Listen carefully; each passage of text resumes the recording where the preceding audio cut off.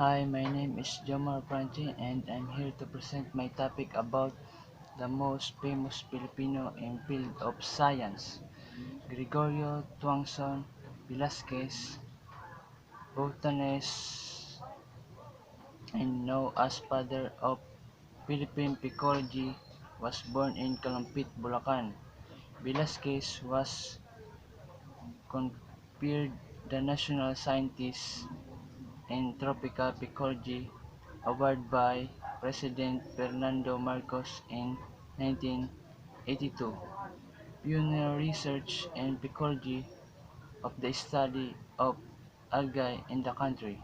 He studied and investigated algae specimens in Oriental Mindoro, Eastern Palawan, Sulu, Batangas, and Bataan, such as a Glenopia, Kiloropia, and Myropia.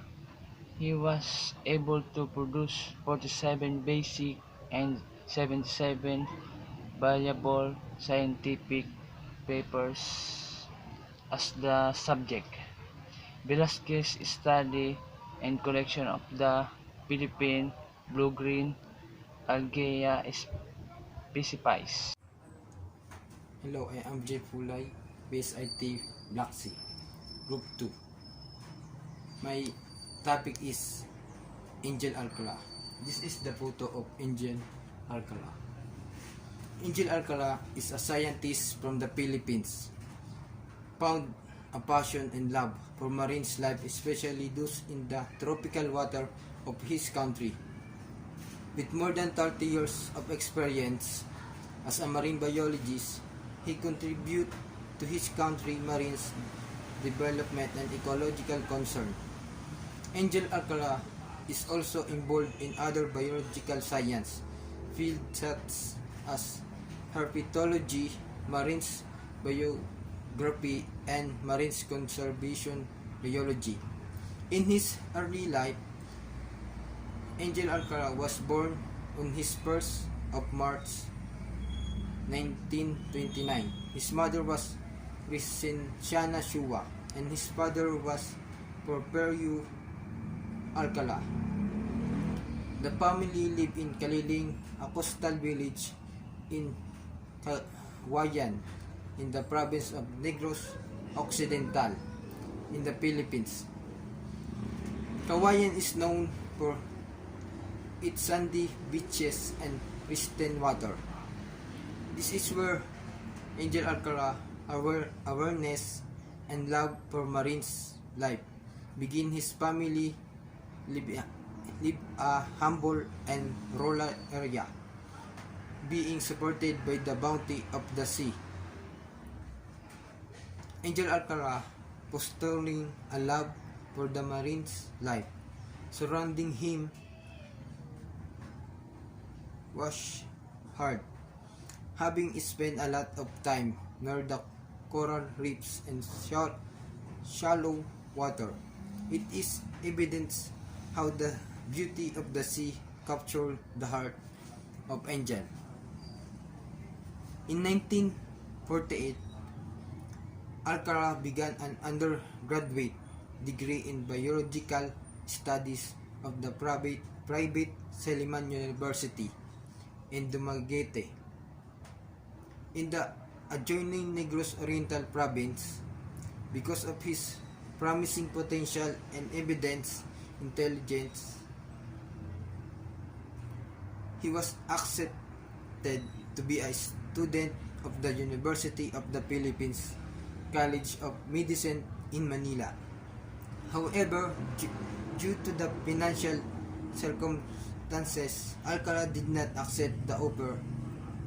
In 1951, Alcala graduated magna cum laude in biological studies at Seliman University.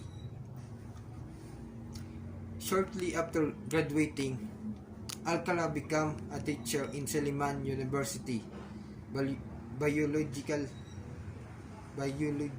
department. 4 years later, a turning point in his career arrived. Walter C. Brown, a Fulbright professor at Stanford University, arrived at Silliman University. Brown took the young Alcala under his wings and they worked together as several biology publications. They also went on numerous field trips, collecting data for their research and publication. Walter Brown helped Angel Alcala to begin his herpetology-related works. Herpetology is concerned with the study of amphibians and reptiles. Together, they become the author of observation of the amphibians of the Mount Halcyon and Mount Talon areas, a paper which was published in the 1955 editor of the Silliman Journal. 4 years later, Alcala was on his way to Stanford University. Through the support of Walter Brown, Alcala was granted as a well-deserved Fulbright Smith Fellowship, and he earned his master's degree in biology in 1959. In 1964, Alcala returned to Stanford for doctoral studies, and 2 years later, he became an associate professor of Silliman University. Around that time, he gained recognition for his herpetology work. In the intervening years, he had served as the Philippines Council for Aquatic and Marine Research and Development as an executive director. During his 30 years of experience as a biologist, Alcala made major contribution to marine biology research effort in the Philippines and authored over 160 scientific papers as well as books. Alcala was the first Filipino scientist to engage in comprehensive studies concerning Philippines reptiles and amphibians. He also made contribution for mammals and birds. From the 400 readily known species of reptiles and amphibians, 50 more species were identified due to his effort. Because of his work, conservation programs in the Philippines are now well established. In 1977, Alcala set up the first artificial reef in the Philippines in Dumaguete in 1977, when he worked for the Philippines government as Secretary of Environment and National Resources. In 1994, he was given the Field Museum Founder Council Award of Merit Contribution to Environmental Biology. He is recipient of the Magsaysay Award for Public Service. In 2014, he was named a National Scientist of the Philippines. Alcala is currently trustee of Silliman University and also Professor Emeritus of Biological Science. That's all. Thank you. Everyone, I'm D. Angelo Justin from BSIT, Block C. Our vlog topic is about famous Filipino in the field of science. Do you know about famous Filipino scientists? If no, here we are. Famous Filipino scientist, Conrado S. Dairy. Dr. Conrado Dairy is a medical practitioner, researcher, instructor in clinical pharmacology and cardiology. were born in May 31, 1919. Dr. Derrick has authored or co-authored more than 70 scientific articles published here in overseas. He also edited and chaired the first and second edition of Drug Index in 1965 to 1967 and the first edition of the Philippines Formulate in 1978. Jose Cruz. Jose Cruz was born on September 17, 1932. He was elected as Academian corresponding member in 2003. He finished BS Electrical Engineering and University of the Philippines in 1953. MS Electrical Engineering, Massachusetts Institute of Technology in 1956 and PhD Electrical Engineering, University of Illinois 1959. In appreciation of the scientific and technological contribution to electrical engineering throughout the progress and several methods of studying of dynamic. That's all. Thank you and good morning, everyone. Fabian Deirit is recognized for his outstanding scientific research in the field of chemistry, spectroscopy, and environmental science, which in various ways have contributed in the growth of science and science education in the country.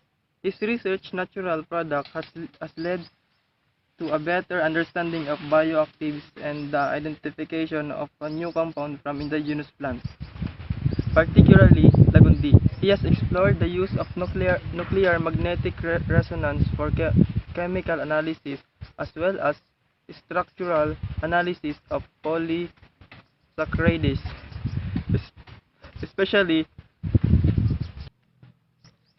especially carrageenans from Philippine seaweeds. He has developed a methodology using gas chromatography coupled with high resolution mass spectrum for low-level analysis of various compounds, including 3-MCPD in soy sauce and drug in urine that show our capabilities in doing world-class chemical analysis. His scientific and academic work have resulted in various publications in ISI listed and non-ISI listed journals, those raising the bar of Philippine research standard in chemistry, spectroscopy, and environmental science.